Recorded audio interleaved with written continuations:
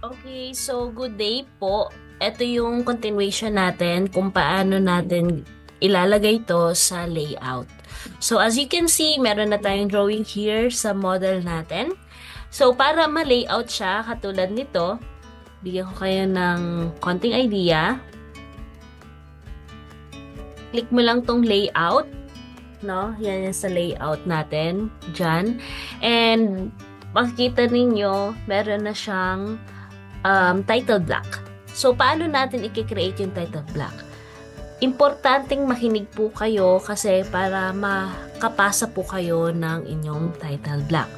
So, dito lang tayo sa layout 2. Okay, so dito sa layout 2, pupunta kayo dito sa layout sa taas. Then, pagkapunta dyan, go to page setup. Pagkapunta sa page setup, then go to modify. And once nandiyan ka na sa modify, piliin mo lang tong none. Okay? Piliin mo lang tong none. Kung magpiprint tayo, pwede po mag-select ka dyan ng kung ano ang magiging printer mo or plotter. But for our activity, just put none. And ang pipiliin po na paper size is ISO A3 420 by 297. It means naka-landscape po siya. Okay? So, A3 yung pipiliin natin. Then, select OK. Click OK, then close. Okay. So, makikita nyo dito, meron ditong parang hidden lines. Ibig sabihin, yan po yung margin natin. No? At kapag nag-drawing ka or layout ka or nag-drawing ka dyan outside that box, hindi yan makikita. Okay? Pag nag-PDF ka. Now, ang next step na gagawin natin is punta ka sa home, then click this rectangle. Then, pagka-click mo sa rectangle, and ito, corner to corner, ka-create kasi tayo ng borderline, no? Corner to corner, create mo lang siya, ganyan.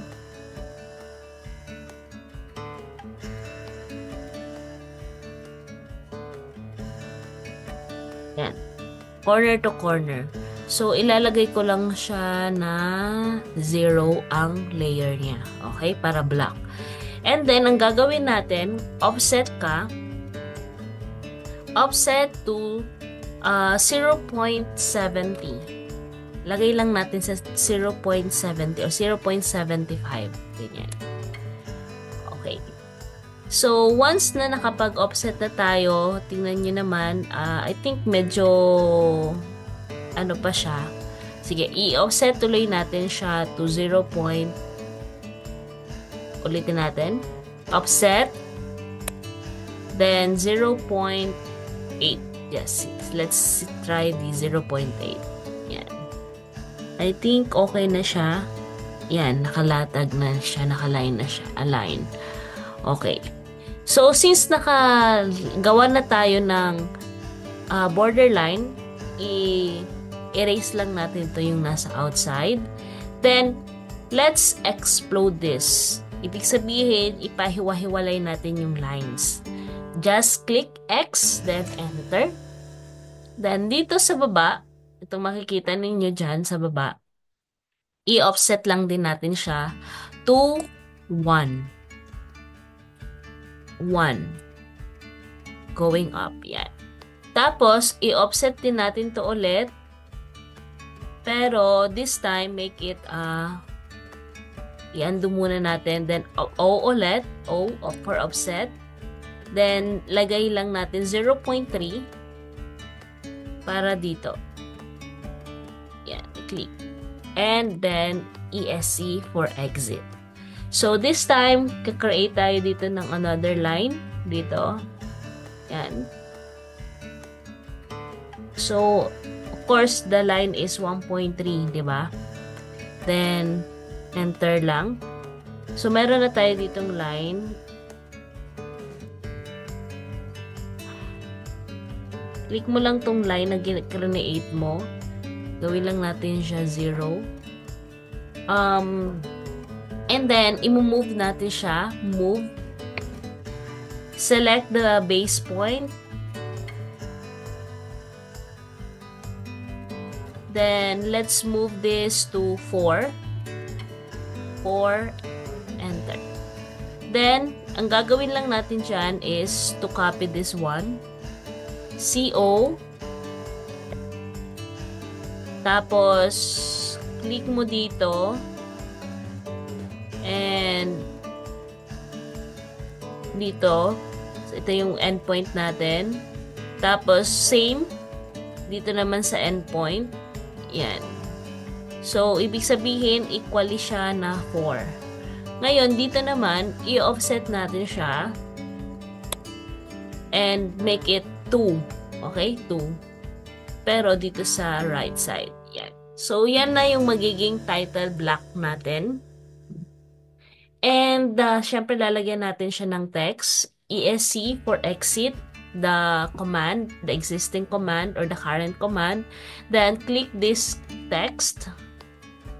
Tapos, ilalagay natin dito. Syempre, ilalagay natin siya depende sa ano nyo, pagtansya. Yan.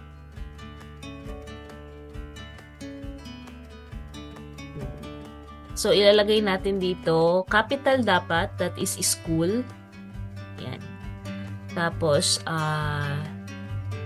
lagay lang natin. So, we can create another layer for this.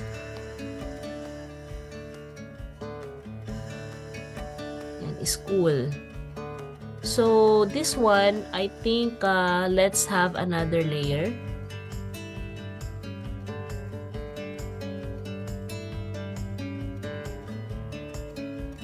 Dito tayo sa dimension. So, to create new layers for the text, ilagay nyo lang LA for layer, then enter, then create this, create new layer with this icon. Tapos, ilalagay natin text. Tapos, let's select color. I think ang color natin, gawin natin tong blue. Or black lang ba? Black.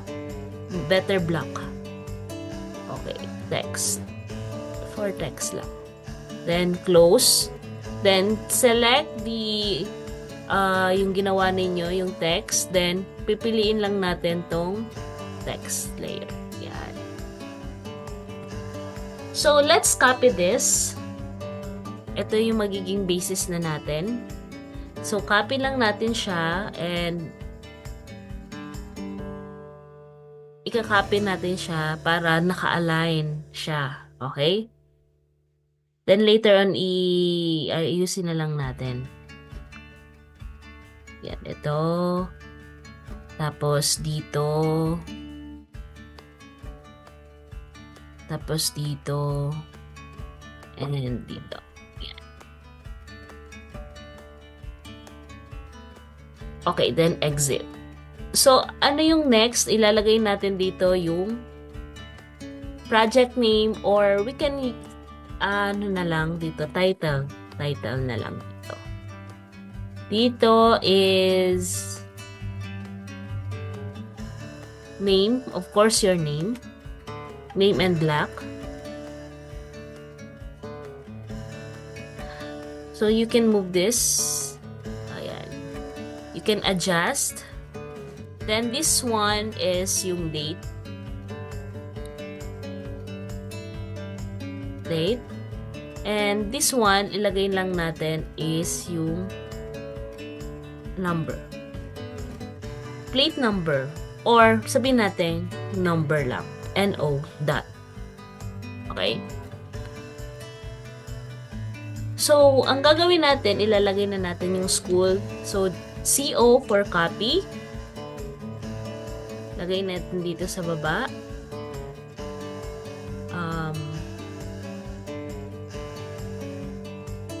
Pagkalagay natin dito sa baba, copy. Ito yung copy mo yung nasa ano natin para align, para maka-align din siya. Yan, align. Align. Align lang natin. Yan. Align and align. Yan. Reference lang natin siya. So, this time, papalitan na natin to. Of course, our school. Ilalagay natin dito. Bicol University College of Engineering. Tapos, ayusin lang natin yung kanyang width. Yan. So, makikita ninyo hindi kasya, kaya ibababa natin tong College of Engineering. And let's make this at the center. Once na naka-center na siya, ang gagawin natin, of course, aayusin natin. Ayusin natin, no? Para maganda naman ang presentation. Ayan. So, sa tingin ninyo, hindi siya parang dito medyo malaki yung space dito sa taas. So, of course, we can move this one. We can adjust based on our preferences.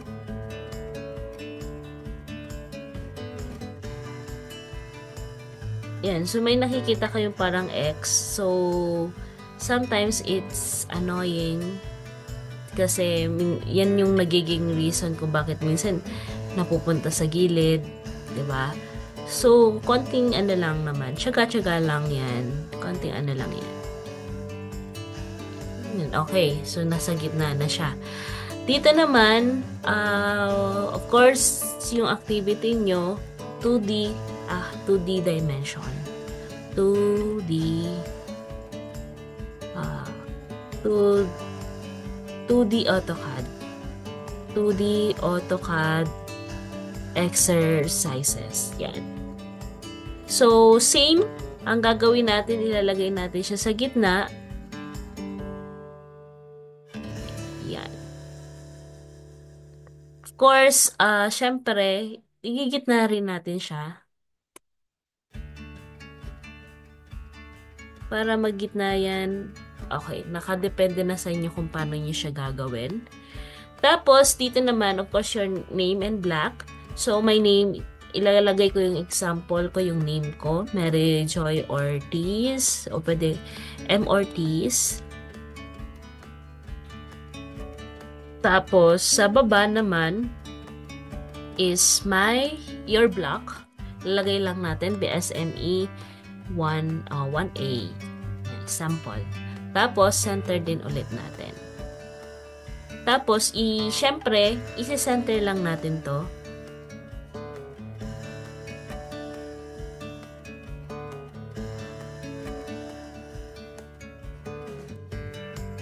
Make it center. So, hindi pa ganun ka-center. Ako gusto ko kasi talaga center siya.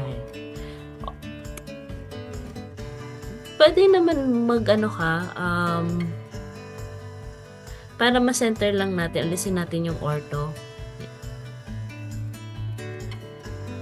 Yan, di ba? I think, yan, pwede na yan. Tapos, dito yung date, kung kailan niya siya pinasa. Of course, today is Feb 17. Kahapon may ginawa ako nito. The problem is, hindi maganda ang quality, kaya inulit ko siya today. Tapos ito, ilalagay nyo lang siya ng 1. Kasi kung ano yung activity na nakalagay doon, ilalagay nyo lang siya. For example, kung number 1 siya sa activity, ilalagay nyo kung anong activity yun. Anong exercises yun. So, ilalagay nyo 1. Diba? Okay. So, pwede natin to i-align. I-align natin to. Tapos to. Click nyo lang siya. Select. Then move. Let's align this doon sa sa 2D AutoCAD exercises. Yan. Naka-align naman na siya. So, makikita nyo naman yan. Pwede naman na, pwede natin ito yung reference natin, tas align. Pwede naman yun. So, it's up to you. So, this time, ilalocate na natin dito, ilalagay na natin dito yung ginawa ninyo. So, paano nyo siya gagawin? Go to layout. Then, after going to layout, choose this rectangular. Then, dito sa corner, hanggang dito sa another corner before the title block natin. Yan. So, dito na lalabas yung ginawa ninyo. Ngayon, pwede na natin siya i-edit. Ito better na ilagay natin ito sa layout na 0 para hindi siya blue. So, dito naman, double click lang natin. Tapos, you can actually select kung paano nyo yung presentations ninyo. So, go to zoom window. Then, select mo lang to. Ayan, para i-present nyo. Okay, so since na hindi ko nasama to, ulitin natin. Control Z. Then, select lang natin.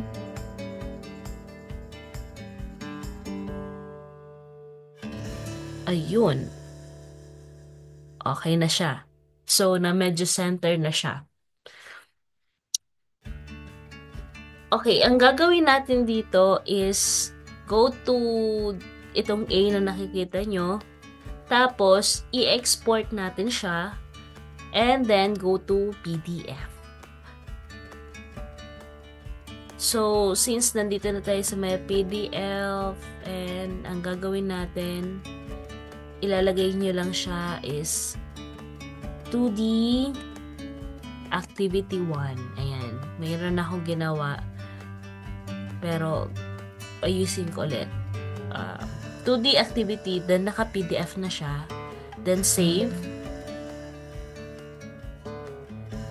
So, let's check if okay yung pagkaka-save natin. Punta lang ako dun sa ito.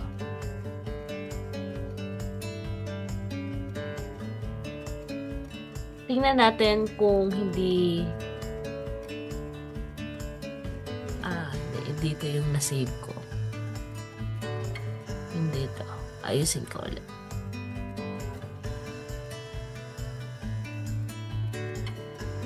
Oh no. Ulitin. Ito to. Ito yung bago.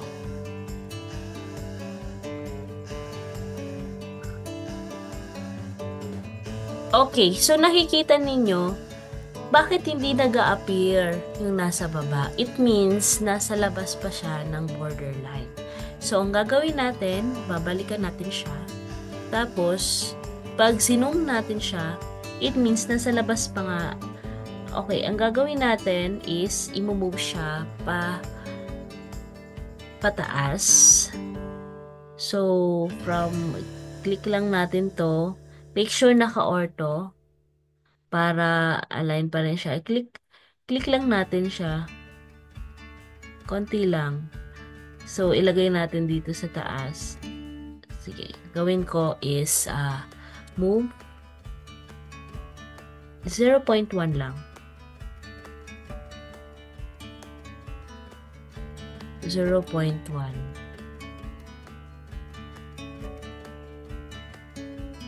Hindi siya nag-move.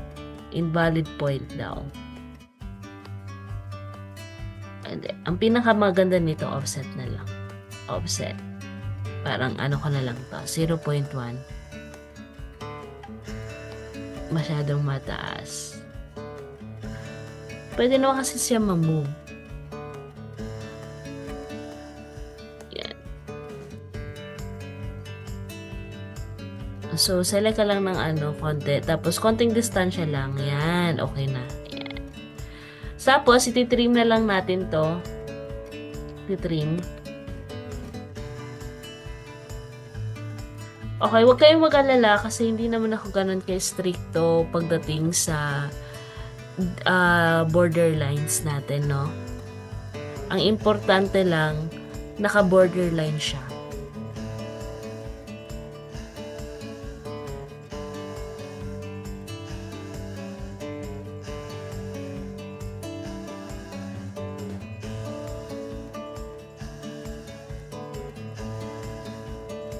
I-erase na natin yung mga excess lines. And then, save. Always save. Kasi pag hindi niya siya na-save, hindi siya, syempre, paano kapag nagkaroon ng brownouts? So, same. Export, then PDF. Then, ang gagawin natin. So, ang makakakuha ng ganito is yung nakapanood. Siyempre, kung hindi ka nanood ng itong training na to, itong video na to, hindi mo makukuha kung ano yung pinapagawa ko sa iyo.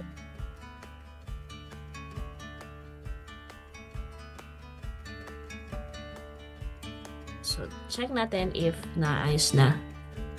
2D. Tingnan natin kung okay na. Ayun. So, nakikita ninyo, okay na to.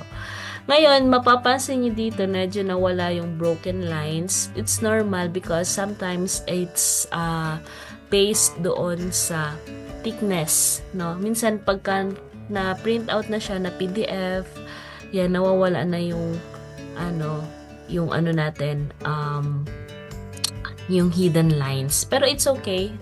Gawin nyo na lang siya katulad nito. Meron lang tayong different layout, dimension line, layer properties. Kasi, isa sa mga tinitignan ko, if marunong kayo sa pagle-layout, okay? Since this is part of your beginner as the AutoCAD, di ba? So, yan lang muna. Okay? So, that's it for our training or for our class today. Thank you and see you on my next tutorial video.